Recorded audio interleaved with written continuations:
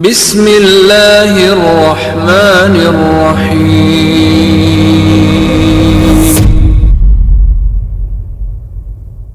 ایک دن درسگاہ کے اندر استاد آئے اور وائٹ بورڈ کے بیچوں بیچ ایک مارکر کے ذریعے سے کالا نقطہ لگا دیا اور پھر بچوں سے پوچھا کہ آپ لوگ یہ بتاؤ کہ اس بورڈ کے اندر آپ کو کیا نظر آ رہا ہے؟ تو سارے بچوں نے ایک زبان ہو کر ایک ہی جواب دیا اور کہنے لگے کہ اس میں تو کالا نقطہ نظر آ رہا ہے۔ تب استاد نے کہا کہ بچوں، آج ہم تم کو اس نقطے کے ذریعے سے زندگی کا بہت بڑا سبق پڑھا رہے ہیں۔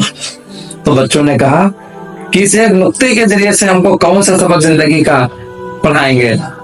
تو استاد نے کہا اس وائٹ بورڈ کی طرح زندگی بھی وائٹ اور سفید ہوتی ہے، اور اس کالے نقطے کی طرح ہماری زندگی کے غلط کام سیاہ ہوتے ہیں۔